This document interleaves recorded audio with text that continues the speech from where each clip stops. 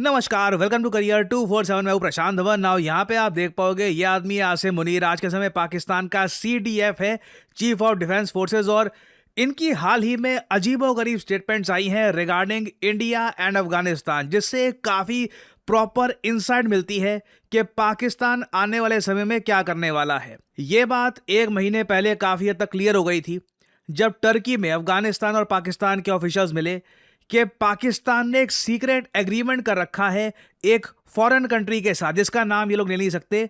इस एग्रीमेंट के अंडर पाकिस्तान की फोर्सेस और साथ ही साथ वो जो सीक्रेट फॉरेन कंट्री है ये लगातार अफगानिस्तान की बॉम्बिंग करती रहेगी और ये पाकिस्तान नहीं रोक सकता। यहाँ पे आप देख पाओगे agreement with foreign country to strike Afghanistan, Pakistan big confession at Turkey. Now ये कन्फेशन सामने आने के बाद क्लियर हो चुका है कि आने वाले समय में पाकिस्तान अफगानिस्तान में उलझ जाएगा।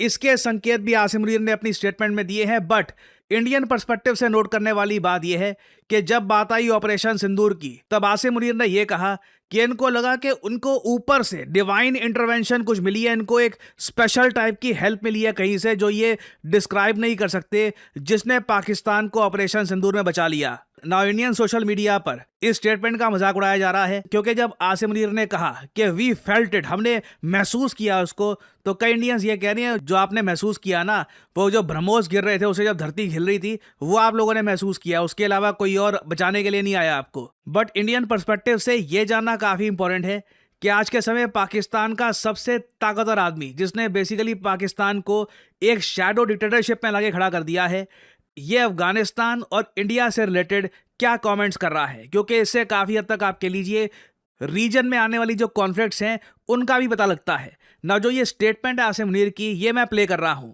और हमने अल्लाह की मदद आते हुए देखी, महसूस की। वही अंसुरकुमुल्लाहु फला गालिब लकुम, हमने महसूस किया। तो जो कहा हुआ है ना, इसमें 100% हकीकत है कि फजाए बद्र पैदा कर, फरिश्ते तेरी नुसरत को उतर सकते हैं गर्दों से कितार अंदर कितार अब भी, सिर्फ ये कि हमने अपने तौर तरीकों को ठीक करना है बस। और ये बुनियाद महसूस के अंदर ये हुआ, ला इलाहा इल्लल्लाहु वहदहु सदा। ना ये जो स्टेटमेंट है, अगर आप ये सोच रहे हैं कि जो पाकिस्तान के आर्मी चीफ हैं ये एक काफ़ी रिलीजियस एंगल क्यों दे रहे हैं इस पूरी कॉन्फ्लिक्ट को, तो ये बात अब काफ़ी हद तक क्लियर हो चुकी है कि ये इनकी डॉक्ट्रिन है। ये एक्चुअली इंडिया के साथ जो भी रिलेशंस है, जो भी कॉन्फ्लिक्ट्स प्राइमरली अगर मैं कहूँ तो उसको एक रिलीजियस एंगल देने का प्रयास करेंगे अपनी तरफ से। फॉर एग्जांपल पहलगाम हमले से पहले जो इनका बहुत ही एक इनफेमस स्पीच है, इन्होंने ये कह दिया था कि we are different from Hindus, जबकि इनके खुद के देश में चाहे 1-2% भी आप कह लीजिए एक हिंदू पॉपुलेशन और इवन एक क्रिश्चियन पॉपुलेशन एग्जिस्ट करती है, मगर आसिम मुनीर की जो डॉक्ट्रिन है उसके अंडर ये लोग पूरी कोशिश कर रहे हैं कि इंडिया के साथ हर एक कॉन्फ्लिक्ट है, कुछ भी अगर पुरानी हिस्ट्री है, इसको बहुत ज़्यादा एक रिलीजियस एंगल से देखा जाए। डॉक्टर एस जयशंकर ने इसको पॉइंट आउट किया था कि आसिम मुनीर की जो बहुत ज़्यादा रिलीजियस स्टेटमेंट्स थी पहलगाम हमले से पहले, उसी ने ट्रिगर किया था एक barbaric attack on the Indian union territory of Jammu Kashmir where 26 tourists were murdered in front of their families after ascertaining their faith, उनका फेथ चेक करने के बाद। और अगर आप सोच रहे हैं कि ये सब करके पाकिस्तान के जो आर्मी जनरल हैं इनको मिलता क्या है, तो इससे देखो होती है पावर की सेंट्रलाइजेशन। आसिम मुनीर को ये बताए कि पाकिस्तान आज भी परहैप्स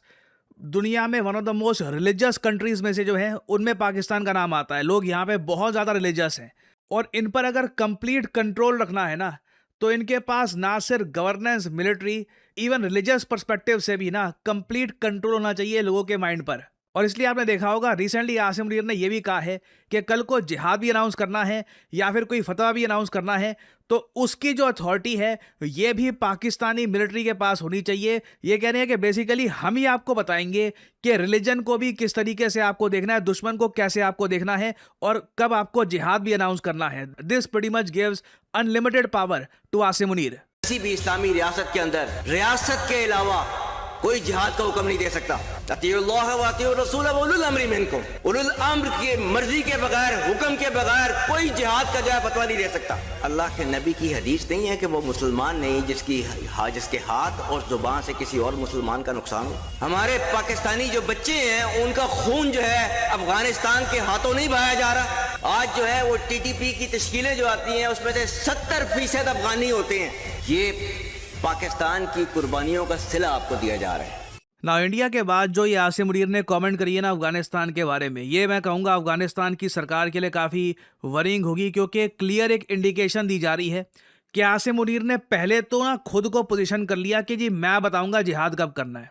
फिर उसके बाद ये इन्होंने ये बोलना शुरू कर दिया कि पाकिस्तान के बच्चों को आज के समय कौन मार रहा है, अफगानिस्तान के लोग। और आगे इन्होंने वार्निंग भी दी है अफगान तालिबान को कि इनको चूज करना होगा, अफगान तालिबान को चूज करना होगा कि या तो टीटीपी को बैक करना है, ये तहरीके पाकिस्तान की बात कर रहे हैं जो पाकिस्तान की करंट गवर्नमेंट को हटाकर यहाँ पे एक तालिबानी रूल एस्टैब्लिश करना चाहता है, या फिर ये चाहते हैं कि इस्लामाबाद के साथ इनके टाइज मेंटेन रहे। नाउ ये जो वार्निंग है ये पॉइंटलेस है, क्योंकि आसिम मुनीर अपना मन ऑलरेडी बना चुके हैं।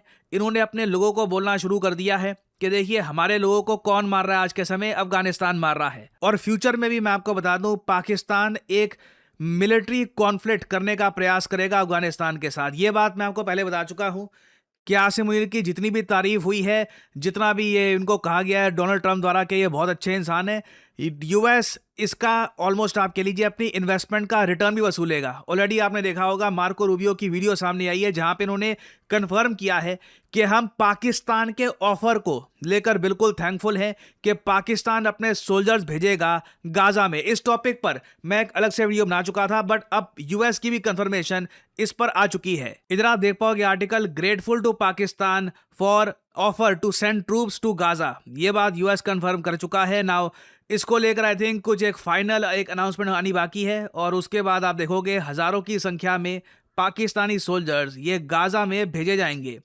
नाउ इसके अलावा पाकिस्तान को सिर्फ ऐसा नहीं है कि सिर्फ गाजा में अपने सोल्जर भेजने होंगे, यूएस के प्रेशर में आके अल्टीमेटली ये लोग एक कॉन्फ्लिक्ट करेंगे अगेंस्ट अफगानिस्तान। इमरान खान जो इस वक्त जेल में है वो इस सब के अगेंस्ट है। इमरान खान का हमेशा ये कहना था कि अफगानिस्तान के लोगों से बातचीत करनी चाहिए और बहुत ही पीसफुल तरीके से जो ये इशू है रिजॉल्व करने चाहिए, बट आसिम मुनीर क्लियरली चाहते हैं परहैप्स किसी फॉरेन कंट्री के इन्फ्लुएंस के अंडर कि एक बार को अफगानिस्तान के साथ पाकिस्तान की मिलिट्री भिड़ जाए और इसका एक प्रॉपर नैरेटिव बिल्ड किया जा रहा है।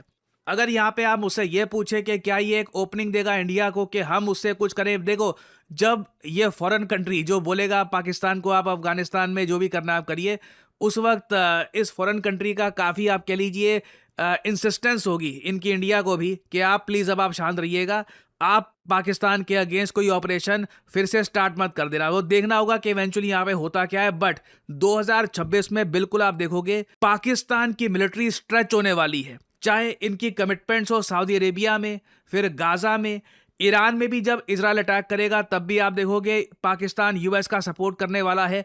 तो क्यों ना, देखो आसिम मुनीर डोनाल्ड ट्रंप के फेवरेट फील्ड मार्शल क्यों नहीं होंगे, कंप्लीट उनके यस मैन है। ट्रंप कहते हैं कि मुझे यहाँ पे हेल्प चाहिए, वो यहाँ पे हेल्प करने को तैयार है, यहाँ पे वो अपनी मिलिट्री भेजो, ये आसिम मुनीर करने को तैयार है।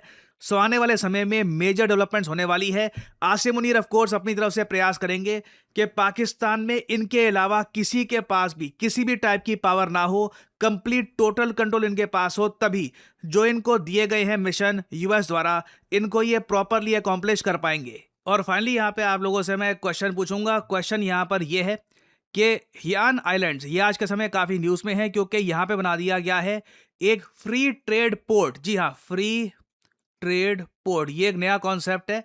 फ्री ट्रेड एग्रीमेंट नहीं, एक पोर्ट बना दिया जाएगा जहां पर बिल्कुल टैरिफ्स वगैरह नहीं लगेंगे। एक फ्री ट्रेड पोर्ट ये रिसेंटली किस कंट्री ने डेवलप किया है? ये है यहाँ पे आपकी ऑप्शंस, जापान, फ्रांस, रशिया या फिर चाइना। कमेंट सेक्शन में करिए उत्तर। जो लोग देंगे सही आंसर उनकी कमेंट को मैं दे दूंगा हार्ट, ताकि बाकी लोग समझ पाएं कि सही उत्तर क्या है। और जो हमने गिव अवे किया था कि जो लोग सिविक सेंस को लेकर कमेंट करेंगे, अपना एक थॉट शेयर करेंगे हमारे कमेंट सेक्शन में, और उसके अलावा सोशल मीडिया में भी उनको हमने गिव अवे सेंड करने शुरू कर दिए हैं। आज एंड ऑफ डे तक उनकी जो कमेंट्स थी करियर 247 पे, वहाँ पे उनको रिप्लाई मिलने शुरू हो जाएंगे। और जो 5,000 रुपये का अमेजॉन गिफ्ट वाउचर देने का हमने वादा किया था टू 7 विनर्स, ये प्रोसेस हम स्टार्ट कर देंगे। इसके बाद एक और गिव अवे नेक्स्ट मंथ किया जाएगा, उसमें भी 7 लकी विनर्स को हम 5,000 रुपीज़ का अमेजॉन गिफ्ट वाउचर देंगे। आने वाले 20 से 30 सालों में भारत की इकोनॉमी को एक बड़ा बूस्ट मिलेगा डेटा सेंटर से। ऑलरेडी आपने देखा होगा अमेजॉन, गूगल, माइक्रोसॉफ्ट ये बिलियंस ऑफ डॉलर्स की इन्वेस्टमेंट कर रहे हैं भारत में। और इस इन्वेस्टमेंट से होगा क्या? भारत में बनाए जाएंगे major data centres world class facilities के साथ, और इन डेटा सेंटर्स में सबसे ज्यादा नीड होने वाली है डेटा साइंटिस्ट की। आने वाले समय में मैं आपको बता दूं, भारत में जिसको डेटा साइंस की जानकारी होगी, जो इस फील्ड में एक अच्छी नॉलेज प्राप्त करके बैठा होगा, वो अपने करियर को नेक्स्ट लेवल पे ले जा सकता है। और ऑलरेडी करियर 247 का डेटा साइंस कोर्स आज के समय भारत में कई एस्पिरेंट्स को अपस्किल कर रहा है। ऑलरेडी आप अगर देखें तो भारत में अगर एक डेटा साइंटिस्ट की एवरेज सैलरी आप नोट करो तो ये साल का 12 लाख से लेकर 16 लाख के आसपास कमा रहे हैं। और जैसे जैसे इनका एक्सपीरियंस बढ़ता है, इनकी सैलरी काफ़ी बार 20 से 25 लाख रुपए भी आराम से पहुंच जाती है, क्योंकि डेटा साइंटिस्ट की डिमांड बढ़ रही है। और आगे जाके आप इमेजिन कर सकते हैं, जब एक बार भारत में ये डेटा सेंटर्स बन जाएंगे विद इन 2-3 ईयर्स, अचानक से आप देखोगे डेटा साइंटिस्ट की डिमांड बहुत ज़्यादा बढ़ने वाली है और इनकी सैलरीज में भी एक बहुत ही बड़ा अप मूव आएगा। और यहाँ पे आपका एक सवाल ये भी आएगा कि आखिर ये डेटा साइंस कोर्स किसके लिए होता है। टाइटल अपने आप में बड़ा हैवी लगता है, डेटा साइंटिस्ट। इसके लिए तो मैथमेटिक्स में आपको बहुत अच्छा होना होगा और शायद कोडिंग स्किल भी आनी चाहिए। नहीं, ऐसा कुछ नहीं है। ये मत समझिएगा कि डेटा साइंस कोर्स सिर्फ उनके लिए है जो मैथमेटिक्स से बहुत प्यार करते हैं या फिर जो हार्ड कोर कोडर्स हैं। डेटा साइंस कोर्स उन लोगों के लिए है जो नेचुरली, जिनके माइंड में सवाल आता है कि डेटा को लेकर जो ट्राजेक्टरी बन रही है ये क्यों बन रही है, क्या मैं कुछ मिस कर रहा हूं, क्या डेटा एक्सप्लेन कर सकता है कि आज के समय ये नंबर सामने क्यों आ रहे हैं। अगर आप लॉजिक से चीजें समझना चाहते हैं, स्टेप बाय स्टेप रीजनिंग करने की आपकी एबिलिटी है, आप में प्रोबेबिलिटी को लेकर एक अच्छी अंडरस्टैंडिंग है, तो बिल्कुल you can become a data scientist. And career assistance आपको दी जाएगी फ्रॉम करियर 247। हमारा जो लेटेस्ट बैच है डेटा साइंटिस्ट का, ये शुरू हो रहा है 20 दिसंबर 2025 से। पहली क्लास स्टार्ट हो जाएगी इस डेट से, तो आप जितना जल्दी एनरोल करना चाहें, इट विल बेनिफिट यू। और कुछ ही दिनों में मैं आपको यही बता दूं कि बैच में नए स्टूडेंट्स लेना भी हम क्लोज कर देंगे।